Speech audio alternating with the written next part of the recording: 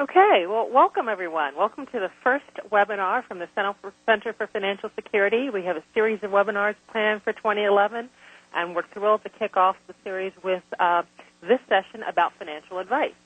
I'm going to give just a little bit of opening remarks, and then we're going to turn it to Michael Collins, who has done some research on financial advice, and then we have two discussants, Donna Taglianetti and Emily Waterbury, who are going to give the practitioner's view of the research. So just to start, today's webinar really is going to be talking about how important it is to seek financial advice. We're going to get some insight about who financial advice helps the most, how financial advice could be integrated into financial education and financial capability programs. And the goal of the session really is not only to present the research, but also to really talk about the research from a practical application standpoint. We have two practitioners on the line that will help give us some information about what this research means for the field. They're going to give us some feedback about how it aligns with what they're seeing in the field, and then we'll have some time for Q&A as well. So just to give you a few housekeeping remarks, the way that this call is designed, all of the participants are on mute. We have about 100 participants on the call, so if we had even a little bit of background noise from everybody, we wouldn't be able to hear the speakers. So everyone is on mute, and the way that we will have you interact is to submit questions. So if you all are on the webcast portion of the webinar, if you look at the screen right below where it says ICS webcast, there's some icons below that, and the second icon that looks like a little bubble, you know, that you would kind of see in the comics sometimes, that's what you use to submit questions. So if you click on that icon, you'll get a little screen that says Ask a Question, and you can put your name and the question. And when you're writing the question, you can either direct the question specifically to one of the panelists, or you can just make it general. But that's the way that we will facilitate all your questions during the webinar. So please feel free, you know, even while the presentations are going on, if you have a question, just go ahead and submit it immediately. That way, when we get to the Q&A portion, we can hopefully get through as many questions as possible and have a really rich discussion. Also, I should let you know that the webinar will be archived, so if there are people that weren't able to attend, let them know that the webinar will be posted on the Center for Financial Security website. And with that, I think I'm going to go ahead and get started so we don't waste too much time. So as I mentioned, Michael Collins is going to give the first presentation. He actually has written a paper that you can find on the Center for Financial Security's website called A Review of Financial Advice Models and the Take-Up of Financial Advice. So that's what he's going to be sharing highlights from today. And just to give you a little bit of background information for those of you who may not know Michael Collins, he's the assistant professor at the University of Wisconsin at Madison. And there he teaches personal finance, and he is a faculty affiliate of the Institute for Research on Policy, the Lafayette School on Public Affairs, and Wisconsin Cooperative Extension. Michael's also the faculty director of the Center for Financial Security, and the Center for Financial Security is the Social Security Administration Financial Literacy Research Consortium Center. Boy, that's a mouthful. And that's a multidisciplinary project which focuses on financial literacy for vulnerable populations. So with that, I'm going to turn it to Michael. And again, for those of you who are on the webcast, you'll actually get to see Michael on the screen. So we'll turn to Michael first, and then we'll go to our discussants. Great. Thanks very much, Karen. I want to thank everybody for being part of this call today, and especially to Donna and Emily for being willing to talk a bit about their thoughts as practitioners about what this research means. As Karen said, I am the faculty director of the Center for Financial Security. We spent the last year researching a number of financial topics related to personal finance. This is just one of them. You can hear about some others in other projects that are taking place on future webinars. But today we're going to talk about financial advice and financial counseling, and specifically about personal finance. Who gets financial advice, and what does financial advice look like? The project is funded by the Financial Literacy Research Consortium of the Social Security Administration, and as this slide shows, we just want to make sure we acknowledge that support, but also acknowledge that the opinions that are presented here are really those of me, of Donna and Emily, and not those of the university or the Social Security Administration. So thinking about this project, what do we want to talk about? First, we wanted to help define what advice models are. What is it when we say financial advice, and what different kinds of flavors of financial advice exists out there? We want to talk a little bit about who are advice providers. What does this market look like? And what role does financial advice play for individuals in its various forms and flavors? And ultimately, what we'd really like to know is, does financial advice make a difference? This paper doesn't really give us a chance to evaluate financial advice, but we did look at the research that's been done already on financial counseling and advice. So we have some sense of what we think role financial advice might play. But mostly what we look at is the last question: who takes up financial advice? There's a strong feeling in the financial capacity building or financial literacy community that for people who lack financial knowledge, who lack financial literacy, advice may be able to fill the gap. If you don't know what you're doing, you can go to an expert and they can help you do it. So we want to explore this. Is this true? Is this the folks that are primarily using financial advice, are they in fact the people who would be defined as financially less literate or more financially vulnerable? So we want to look at that question specifically.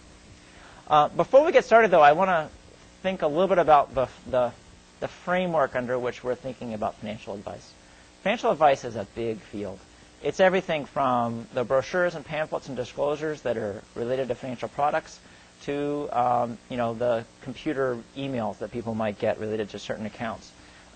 So we want to really think about the financial capacity building marketplace in a broad way. On the one end, we have what we call information models. These would be purely to get information from a provider into an individual. So this could be on the internet, it could be face-to-face, it could be a workshop, it could be a traditional classroom setting. But these are more informational models. These are things like terms and definitions, understanding how things work, that kind of thing. On the other end, we have more mechanism models, as we call it. These are where you don't need to know very much because we do things automatically for you. So an example might be a 401k automatic default. We're going to put you into a retirement program or a specific amount of money. You don't have to make that decision unless you opt out of it. So in between the one end of the mechanism models and the other end of information models, there's this middle ground that we call advice models. Advice models might involve some product mechanism, and they might involve some information sharing, but mostly they're to help people make decisions in the moment, sort of direct advice. And within this area of advice models, we can think about 3 and potentially 4 different varieties of advice that might be out there. The first is what we call a technical expert. A technical expert is somebody who is dealing with some very sophisticated kinds of questions, things like the law, tax accounting rules, issues of estate planning, very technical issues which any one of us probably could understand if we took the time and energy to learn them. But for us to learn them for one decision might be rather inefficient. It might make more sense for us to go to somebody who deals with this every day and deals with multiple people in that way. Oftentimes, the technical expert is a credentialed expert. They have a series of alphabet letters behind their name, be it law or finance or some other kinds of expertise. Next, there's a big category of advice providers that we call transactional guides. Transactional guides are essentially salespeople. Transactional guides help you get through a transaction. Now, not all salespeople are compensated based on the transaction taking place, but many are. So it's a market where we worry a lot about whether the advice being given is the best for the consumer or the best for the seller of the advice or the seller of the product. So it's a somewhat confusing, although I'll argue not as problematic as some may assume. The next sort of facet of advice models we can think about is counseling. And I would define counseling as being a very specific form of advice that is related to acute problem solving. People who have a problem that need to be solved sort of in the moment. And oftentimes these are negative kinds of events. People need counseling because they have a severe financial problem of some kind. They can't pay their bills. They're facing bankruptcy. They're coming out of bankruptcy, foreclosure. And those would be some of the places we see counseling taking place. Not always, but frequently because of negative financial events. And then finally, within advice models, we have this category of financial coaching, which is a relatively new comer to the scene. And oftentimes the term coaching is used in a lot of different ways. Sometimes counselors or even transactional agents may use the term coach to describe their work because they like how it sounds. But we're thinking about coaching in this sense to be a little bit different than these other kinds of models, in that we see a coach as not necessarily being an expert. And in fact, it's grayed out in the image that you see on the screen because it's not fully an advice model. A coach is more there to help you, once you've decided what to do, to stick with it. So a coach helps you with issues of self-control and paying attention to the details that you need to do to get your goal done. So a coach may not, in fact, be an advisor at all. They may not be an expert, but rather somebody holds you accountable to get done what it is that you thought you wanted to get done. So it's a slightly different flavor, but I would still categorize it more in the advice category than an information or a mechanism category. So that's sort of the broad framework as we think about how advice models break down, and hopefully that's a useful map to think about where advice fits into the overall financial capacity building field, and where within advice models, each form of advice that you might be involved in might make a place. So thinking about each of these four categories in more detail. Technical experts is a relatively precise kind of category of advice givers. These tend to be experts. These tend to be people who have advanced training in a particular area of the law or of finance, and who, even within that field, have more expertise. So some subset related to small businesses, or some subset related to aspects of some financial management topic. So oftentimes very narrow. Ideally, these are objective providers. You are paying them for their technical expertise. They are not trying to sell you a product.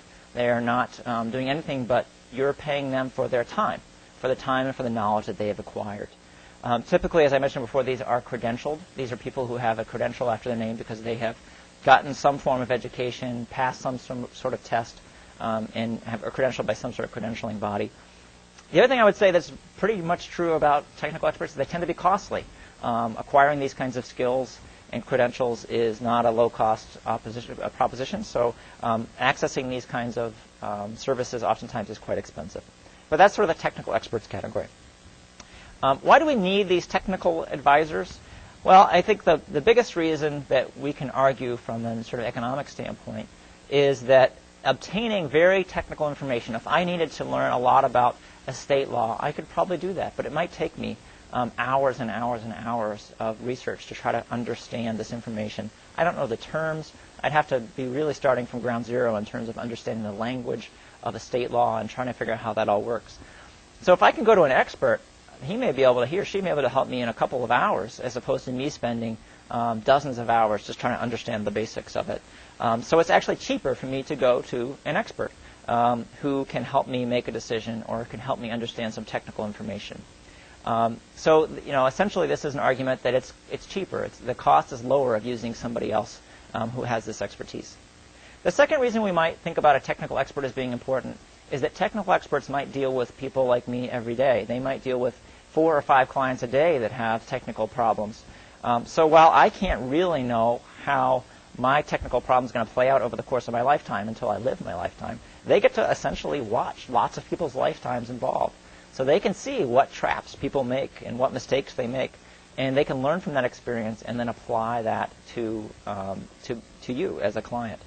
So advisors can use this multiple experiences they get from multiple clients, learn from that, and then teach us as advisees to avoid those mistakes. I think the last reason is even if the information itself isn't necessarily highly technical, it may be just easier for us to use somebody else to help us make these decisions. You can think of lots of things that you might pay somebody else to do in your life. So everything from babysitting to cleaning to, who knows, any number of other things, yard work, whatever else that you don't really have a taste for. The same could be true for technical advisors. We might look to them to take care of things that, while we could spend the time and energy to do it, or may even know how to do this from our own work or otherwise, we want to go have somebody else do it just because we don't have a taste for it. So the second category of advisors is the transactional agent. Now, the transactional agent, as I said, this is somebody essentially who's a salesperson. Maybe they're a broker, maybe they're a real estate agent, maybe they're an insurance agent, but they're trying to sell some kind of a product.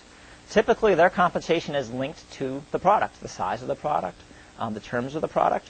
And so they are giving advice to their clients, quote-unquote clients, about particular products.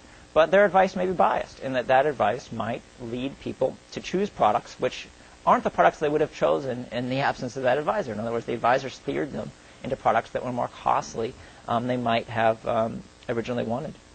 Some of them do have credentials, and this can be quite confusing. In the paper, we list a couple of pages of these alphabet soup of acronyms that are out there. Many of these credentials are very robust and actually do have highly ethical standards about how transactional agents should behave. many of them are less so, that they're relatively easy credentials to receive and don't have much teeth behind them. Oftentimes, these are self-regulated areas, so it's more voluntary adherence to rules that are set forth by a trade association as opposed to anything that's enforced by any sort of government or other kind of body. The big concern about transactional agents is that they are biased, that they will lead people to make decisions that aren't in their own best interest. I'll talk a bit about this, but in general, if transactional agents were always very biased, no one would use transactional agents because people would learn from their mistakes. So we do worry a bit about this issue of transactional agents sort of leading people into decisions that they wouldn't otherwise want to do. But in general, we think this is a market that probably works fairly well. So the biggest thing we think about is this conflict of interest. Is there a conflict of interest? And certainly economic theory would tell us that there could be a strong conflict of interest where people may be ripped off, in essence, by the salesperson or by the transactional agent. But the truth is that most transactional agents, most sales agents, you think about an insurance agent or a mortgage broker or somebody else, is that they're not just living for the deal today, they're living for the future deal as well. And if you have a poor experience, you're going to tell the people that you know not to work with that particular agent. And that reputation risk really matters. So in that case, there's actually a strong disincentive for transactional agents to play that kind of role. There's certainly a lot of discussion at a policy level right now about the role of what we call fiduciary duty, which is a part of the law that goes back to English common law and has been around for a long time. And fiduciary duty is certainly something that I think policymakers are right to be focused on. But we need to recognize, too, that fiduciary duty and some of the behaviors that fiduciary duty tries to instill in transactional agents aren't necessarily going to solve the problem of conflict of interest. Fiduciary duty says that the agent should act in the best interest of the consumer within the narrow confines of whatever the particular product or decision being made is. But again, the repeated game sort of reputation risk is still there, so even people without fiduciary duty may behave as if they do have fiduciary duty. And certainly we've seen many examples of providers who have fiduciary duty who still violate those rules, and consumers end up on the wrong side of that. Another area that is sort of increasing attention in the financial industry is this idea of fee-only advisors, of advisors or salespeople who don't actually receive any commission, but just get paid for the time, much more like a technical advisor might be, or fee-only advisor.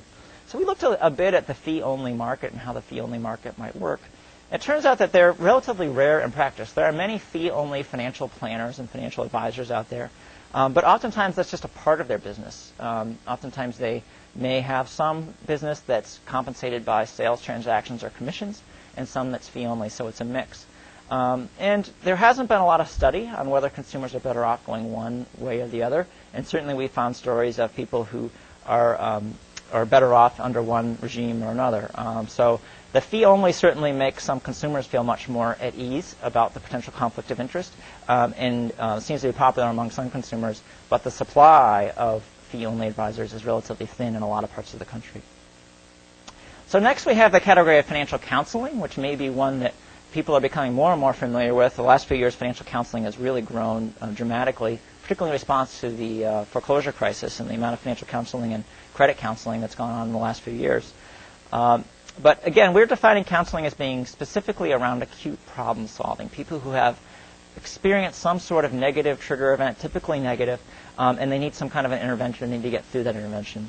Oftentimes we're talking about people who have issues of financial management that have mounted over time. So we've had problems with budgeting or with credit management, and those problems sort of mount, and eventually it comes to the point where something has to be done, some action has to be taken.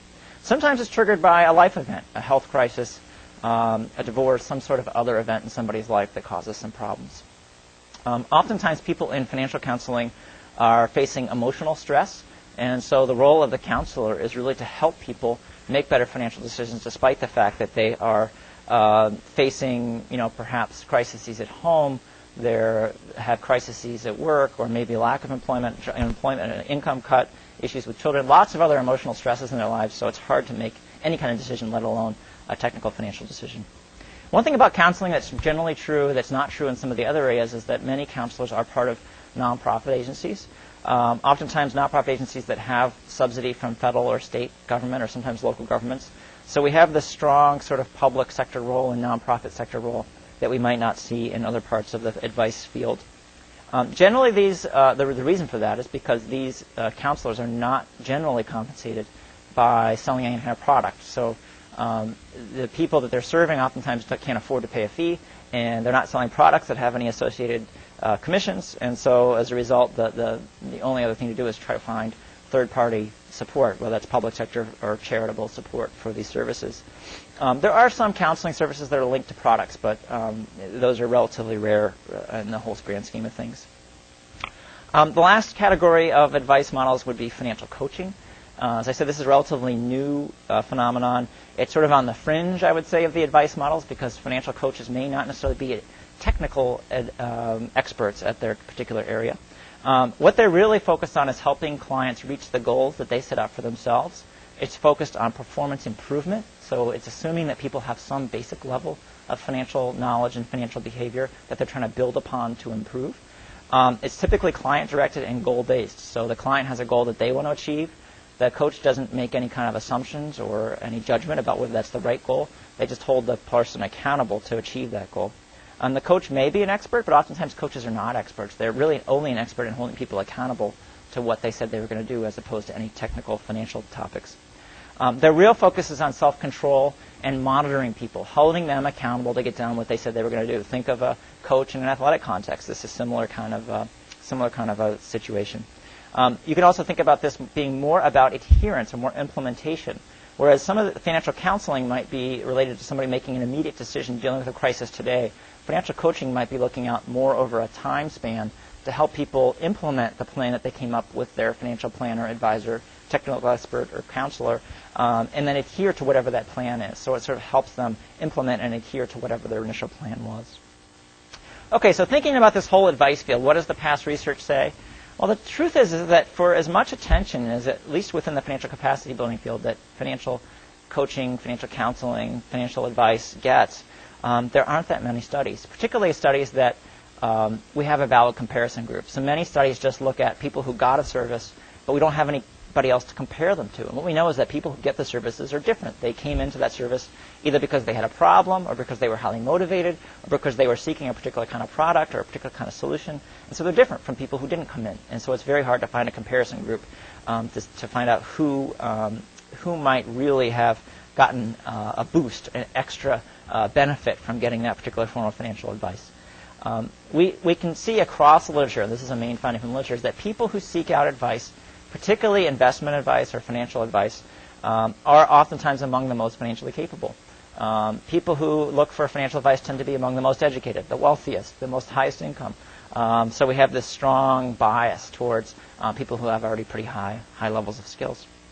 The other finding we have is that at least among highly technical kinds of topics, like, for example, changes in tax laws or legal issues, there may be a very valuable role of advice in this role. And oftentimes the more technical or the more rapid a change that's implemented, the more that people may get some help from that. So there's been some studies where there's been a change in a tax law or something like that, and they find that people who get advice are more likely to adapt to that change more rapidly. In terms of the counseling literature, there are a number of studies looking at financial counseling, and some of those have outcomes that are comparable to another group. And when the more careful the researchers are and how these are designed, the smaller the effects tend to be. So the effects of these kinds of advice models tend to be relatively modest. But I would say overall, this is a very young literature. We lack very robust methods, and who seeks the advice really matters. We call this selection effects in academia. We worry a lot about who selects into, who voluntarily shows up and follows through with the service. And we also have a huge range of services within this field, so it's very hard to generalize across them. Okay, so what do we try to do in this study? We really just tried the answer of who takes up advice. And what we wanted to really test was, is financial advice an antidote, so to speak, for people with lower financial literacy levels? Is it basically a substitute for lacking financial knowledge? We looked at the FINRA Financial Capacity Building Survey. It was a survey conducted in 2000, 2009. There was both a national study and a state study, so we looked at the national study in this. And what we looked at is a series of questions about, in the last 5 years, have you gotten any kind of financial advice? And they broke that down to debt counseling, savings or investments, taking out a mortgage or a loan, insurance of any type, and tax planning. So we've used a technique here called regression to try to figure out, controlling for other factors, who is most likely to get advice. And you can see from this graph, which is a very simple graph of income level and who got any form of advice, that the more money people make, the more likely they are to get advice. So already we start to doubt this idea that advice might be a substitute for financial capacity. Same thing with education level. The higher the education level, the more likely people are to get advice. Now you might argue, well, the more education people have, the more wealth they have, the more they need advice.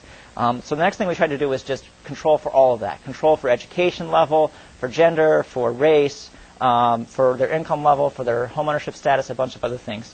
And we find pretty consistently that taking up financial advice across different categories is highly correlated with having higher financial literacy levels. People who can better answer factual questions about personal financial topics are more likely to seek out financial advice of most kinds. So we don't find a strong correlation. We find that generally as income rises, controlling for other factors, you're more likely to take up financial advice.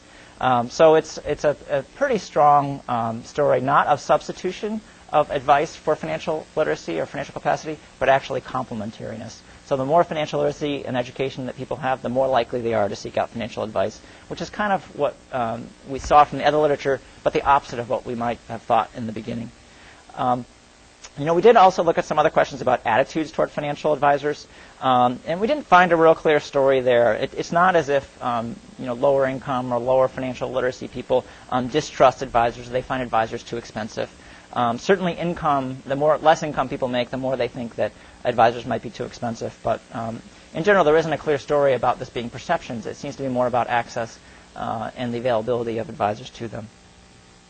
So overall conclusions here, I think this literature is very young. We certainly think that advice models have potential, and I hope that this general framework that I presented in the beginning is helpful. But I do think that overall we need to think about financial advice as being a complement to financial literacy education and financial education, not a substitute. We need both and. The compensation schemes may matter, but may not matter as much as you might think because of this issue of reputation risk. Overall, the empirical evidence, meaning really controlled studies, especially studies that might have a randomized control trial, are very rare, and so we don't have clear evaluations of the impact. And it's clear that those who have the most financial capability are the most likely to get advice. And so there actually have been some researchers who said this is essentially a babysitter model, that we are paying advisors to do for us what we could do for ourselves anyway. But I think the context may be very important. There may be certain points in our lifespans where having an advisor or a counselor are very important, especially if it's technical information or if we're under stress, say, of a negative trigger event, of a job loss, of something like that. So it may very much matter upon how and when advice is implemented. Okay. Hang on one second. So just thinking about next steps, I think in terms of the research community and practitioners, we need to think more about the psychology of advice, and particularly as the Consumer Financial Protection Bureau is implemented and the DOD Act over the next year, think more about how fiduciary duty works. I would argue as a researcher we need more field experiments and better portfolio kind of measures. Many studies now just look at net wealth. So you get some advice and then does your net wealth go up? And we probably need better measures of both the psychological and financial measures of how it might affect people. Counseling I think is a growing field. It's a very diverse field. There are lots of different kinds of counseling in different kinds of contexts. So we need to better understand who comes in for counseling. Are they people who are in severe trouble? Or are they people who are highly motivated, and how that might affect the results that we have? And then finally, coaching, which I think you're going to hear a bit about from both Emily and Donna, certainly has a lot of potential. And I think what's important about coaching is that it recognizes that behavior gets beyond just knowledge. It gets into how we implement what we want to do and what role of self-control is. Again, we need more empirical work on coaching, but what I like about coaching is that it helps us think more about implementation and how do people stick to the plan that they set forth. So with that, I'll wrap up. I'll let Donna and Emily say their piece, and then hopefully we'll get some questions from the field. Great. Well, I'll do just a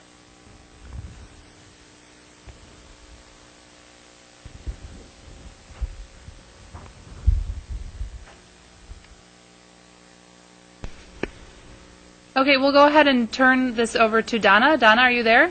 Yeah. Okay, great. And Donna, I'm just going to ask you to speak up a little bit. Okay. Yeah, can I do a quick introduction of Donna? Yes, please. Great. I think Michael's presentation is a perfect segue to Donna. As Michael talked about, coaching is kind of this emerging field. I think Donna is one of the pioneers in the field. Donna is currently the executive director of Co-Opportunity, and since 2003, she's really focused on increasing the income, earnings, and assets of low and moderate families in Connecticut. I think what's particularly interesting about Donna as it relates to this conversation is that for the past 3 years, Donna, through her work at Co-Opportunity, has created a program where she's recruited and trained corporate volunteers to provide budget coaching to low-income working families. And the program has been cited as a best practice by the National Community Tax Coalition and by the United Way Worldwide. So I think she's in a perfect position to give us some feedback about what she sees in the field in relation to financial advice and coaching.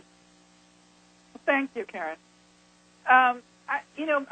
One thing that I want to just make note of is if you went back to a couple of slides that Michael showed, that even among the lowest educated and the lowest income, it was still about 40% of those surveyed who sought out financial advice, and I still think that's pretty significant. As Karen said, Co-Opportunity operates a financial coaching program, but we also do other work related to financial services. So we're a HUD housing counseling agency where we work with first-time home buyers.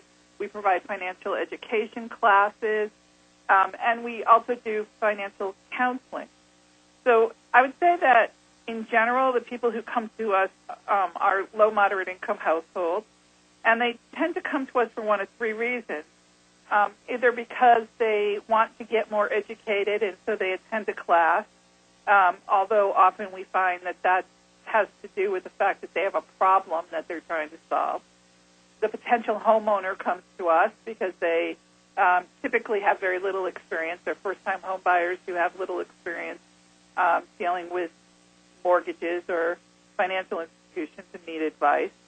And then the third group are those who come to us because they're either in crisis or they have a financial crisis that's sort of looming in the horizon, and they have come to a point where they really feel like they need to get some help. I'd say that last group is the least likely to stick long-term with a model, an assistance model. They want their problem solved, and once that problem is solved, they'll sort of move on.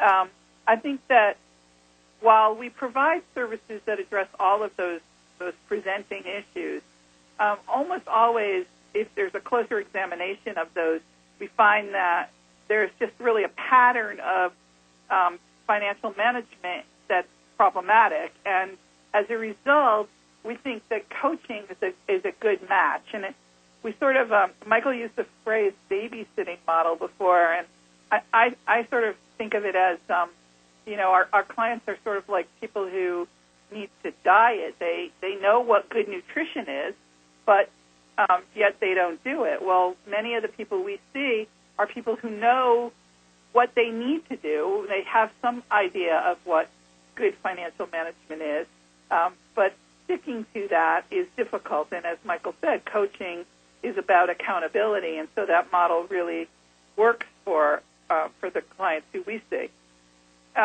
We also find that a lot of low, moderate income clients really feel like they have nowhere to turn. They don't really have a trusted advisor in their life who they can talk to about financial issues. And their experience with financial services has not really always been positive, or it's been at a distance. For those who have an attachment to a financial institution, it's really a transactional kind of relationship. It's a teller at a bank, and even less likely nowadays, it's probably just an ATM machine. They don't have a personal relationship, or their relationship with financial services is negative. They've been involved with predatory financial services, credit counselors who have been predatory, or check cashers who have been predatory, or tax preparers that have been. So their experience isn't good, and they frequently are looking for that trusted advisor. I think that one of the obstacles that we sometimes have in engaging people is that frequently low and moderate income people feel that they don't have enough money to manage their money well. And we actually find that in a lot of cases in the nonprofit world, we may get referrals, traditionally would get referrals from other nonprofits in the community, and frequently we find that in other nonprofits, there is also an attitude of, well, they don't have enough money, and therefore they don't need those kinds of services or can't, or those kinds of services won't work for them. I think we have a really good example where one of our programs is actually located in a one-stop employment center, which sees hundreds of newly unemployed individuals weekly, and the staff in the one-stop center really felt that, well, these clients are unemployed, they really don't need financial services. Well, there's no better time for them to be really thinking about their financial condition. We also, as I said, a lot of the times people who come in are not the most financially illiterate. They have some concept of what good financial management is. Our coaching program is designed to really work with people from that point of view. We assume that they understand what they need to do, and that the coach's job is to really help them formulate a plan, encourage them, support them as they move that plan forward, and to really hold them accountable so that they'll be successful with that plan. It's sort of like, Weight Watchers or any other 12-step program, mostly about accountability. And up till now, that's been fairly successful with the group of people that we've been working with.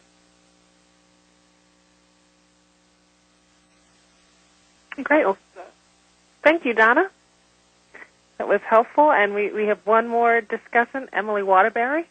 And Emily is a consultant on EARN's Wealth Care project. She, in that capacity, she helps to coordinate and manage financial coaching initiatives.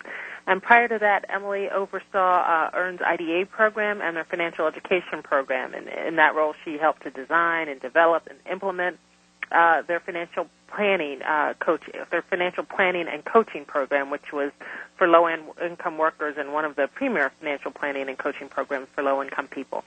So with that, we will turn to Emily.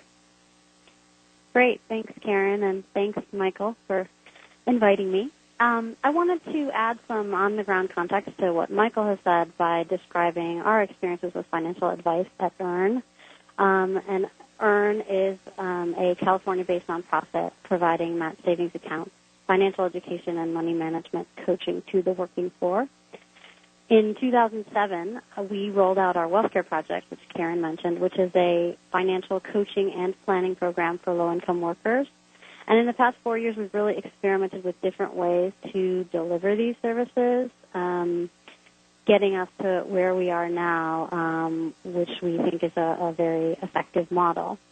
So the Wealth Care project is essentially a financial coaching program where clients have access to technical financial advice and financial education as well. Engagements are long-term, so clients work with a coach for up to a year, and their primary focus is on achieving their goals and, when necessary, changing behaviors to reach those goals. The coaches we work with are qualified coaches, so they've completed an EARN financial coach training, and most of them are also ICF certified coaches, so they have gone through a training that's certified by the International Coach Federation. The coach builds a really trusted relationship or a partnership with the client, and again, their focus is on helping the clients reach their own financial goals. So that, like in Donna's model, our approach is that the client really knows what they need to do and they know what's best, and the coach is really there to encourage them and support them and help them work on behavior change as needed. And the coach is really a hub, so the coach makes referrals to counselors, referrals to education opportunities, and referrals to technical advice as needed. And EARN provides the technical financial advice to clients through volunteer certified financial planners. And generally how this works is that there's a referral from the coach to the volunteer. And in this case, usually the client has a specific issue that they'd like to address that requires that technical assistance. We also provide access to clients to full financial planning engagements through a partnership between EARN, the local financial planning association, and a local university that trains planners. And I wanted to give you, I think we may be unique in how we work with CFPs, and so I wanted to give you a couple of examples for when it's been helpful for our clients to have access to certified financial planners. So I'm going to give you client A. This is a woman who had a life insurance policy that was recommended by a family member. She wasn't sure, didn't really understand the policy fully, wasn't sure whether it made sense for her and her family. And she was also had been recommended by a family member to get renter's insurance. And so the coach referred her to a planner. The planner helped the client understand her life insurance policy and gave her recommendations around this, and gave the client some sort of action items and research to do around the renter's insurance. And then the planner communicates with the client's coach, and the coach is really there to help the client on follow-through, and that's something that we found really, really helpful and really important for our clients. Another client who worked with a planner is self-employed. She was interested in beginning to save for her retirement, and she was also seeking assistance with her income taxes. And so the planner helped the client separate her business and personal expenses, asked the client to contact specific vendors and learn more about a SEP IRA, so asking the client to actually follow through and think about things like minimum balances and different types of investments, and then loop back in with the planner and coach. And she referred the client to a couple of tax preparers that work on a sliding scale basis and focus on self-employed individuals. So those are just a couple of examples for us for when it's been really helpful to work with CFPs and have volunteer CFPs work with our clients. And I wanted to close with just a few of the key lessons that we've learned in our 4 years of providing these services to our clients. First is that we found it's really important to lead with a coach, that as opposed to leading with a planner. That clients often have become overwhelmed by the planning process and the documentation it required, and that it's really important to build trust and build a partnership before clients really feel comfortable working with a planner. And often clients, if they work with a planner and they got a great financial plan, they'd come back to us and say, well, this is great, I have this great plan, but what now? And they really wanted support and needed support around implementation, which is where the coach has been really, really helpful. The second is that we feel that it's really important to hire skilled coaches. That coaching really is an art and requires a good deal of training. So we've developed our own training, and we've also, on top of that, hired people who have received, again, training through an ICF certified school. Also, in terms of attracting clients, we found that really seeing is believing with coaching, so that we really try to market coaching through sample sessions and videos so that clients really understand what it is. There are lots of different people that use the word coach, and lots of different ways that coaching is done. So we've really found that it's helpful for our clients to really kind of get a taste before they commit. And in working with planners, we've found that experienced planners really want to volunteer. They don't want to be paid. We also think that there may be a market for new planners to provide services at discounts, but we had difficulty sort of ensuring them client volume. So what we've found after several different experiments is that working with volunteers has sort of been the most successful. And also what's really worked for us on the planner front is that we've found a couple of champions in our local chapter of the FPA, or the Financial Planning Association, and they've really helped us recruit and train planners. So I think that's about it for me. All right. Well, thank you, Emily. You helped to give a real kind of concrete face to, how financial advice is delivered at the community level. So I think that was really helpful to give a real-life example of what Michael's research talked about. So at this point, we're going to shift into the Q&A and discussion portion of this webinar, and I just want to remind folks, if you do have a question, if you look at the second icon that's under ICS Webcast, the one that looks like the little bubble, that's where you'd click and submit your question, and we'll go ahead and moderate the questions that way. I do want to remind folks that this webcast is going to be archived on the Center for Financial Security's website, so if you wanted a hard copy of the presentation, that's where you could go after this call to download it, and the website is http://cfs.wic.edu, and you can get your hard copy of the presentation there. So Michael, Donna, and Emily, are you all ready for some questions? Be great. All right. So, Michael, let me throw the first question to you. There was a question about one of the slides you presented, the slide that was titled Findings, Take-Up of Advisors. Under race, for African Americans, there was an increase. So the African Americans have higher take-up under insurance advisors, and someone wondered if you could just share a little bit more information about that.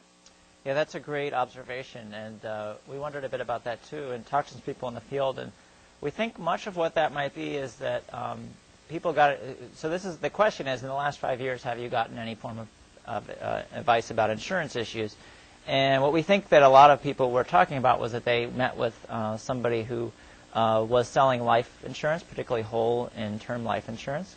And just from talking to folks who are very familiar with the African American communities and neighborhoods, there are a lot of sort of more door-to-door or within social networks salespeople who are involved in providing particularly regulatorily low premium sort of policies, and we think that some of that may be in that market, particularly products marketed as things like burial insurance or term insurance, that kind of thing. So we think that's what some of that is, but it is sort of an odd finding, and it wasn't a very strong finding, but one that we certainly want to look more into. And Michael, just one more question before I go to Don and Emily. It was a similar, related question was a question about were there any other differences in race that you found? You can see on this slide there's a handful of lower probability of taking up investment advice among Asians, and then lower tax advice among Latinos or Hispanics. Again, these are relatively small in magnitude, and probably have something to do with social networks and access in those communities. And as we've talked to people, there have been lots of ideas that are put forth, and probably lots of people on the line have some ideas behind this too. But there are a handful of places where we do see those kind of trends. Okay. And the next question is going to be for Donna and Emily, and the question is whether either of your programs work with clients who receive public benefits, maybe in combination with some income from a job, and to what degree do your financial planners and coaches take the public benefits into account when working with a client? Are the planners and coaches able to understand and help clients to understand the asset limit for different benefits and to create a way to transition smoothly from public benefits to full independence? This is Donna, and I would say that the majority of our coaching clients have earned income, may be supplemented by some public benefits. In fact, one of the things that we do is screen clients for eligibility for public benefits, and I would say that food stamps have been probably the primary benefit that we've helped people secure. I would say that our coaches who are volunteers and who we train are familiar with some of the asset limits, but those kinds of questions typically get turned over to professional staff who make sure that we're not providing any or that a client isn't going down the wrong path in terms of that.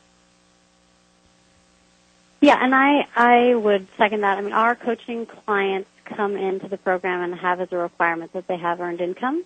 So there may be some situations where that is complemented with public support, but that would not be that would be the sort of minority of our clients. And again, if a coach has questions about public benefits, that's something that we would handle in-house.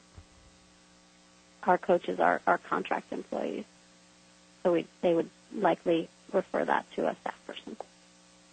Great. Okay, I have another coaching question, and this is about becoming your own coach. The question is, I've heard that the ultimate goal of coaching is to, quote, become your own coach. What would it look like to become your own coach?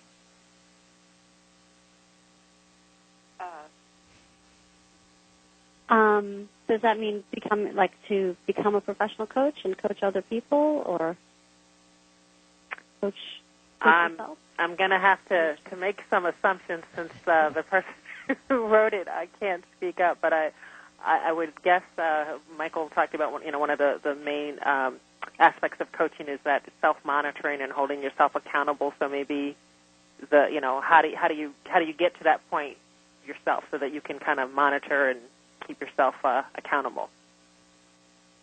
Yeah, I think one of the great things about coaching is that the whole premise is that a client is creative, resourceful, and whole, and knows what's best for themselves, and is truly capable. And I think that what we see happen after 6 months or a year of coaching, or even less, is that clients will then say to us, the coaching relationship often comes to a close on its own because the client has worked through some behavior change with the coach and has seen how the coach holds them accountable and has implemented sort of a personal system for being able to do this on their own. And I think that's that's sort of the greatest thing about coaching, is that the idea is that it's forward moving and that the client can really do this on their own, and maybe they just need a little support in the interim to get through some hurdles and to get them closer to where they want to go.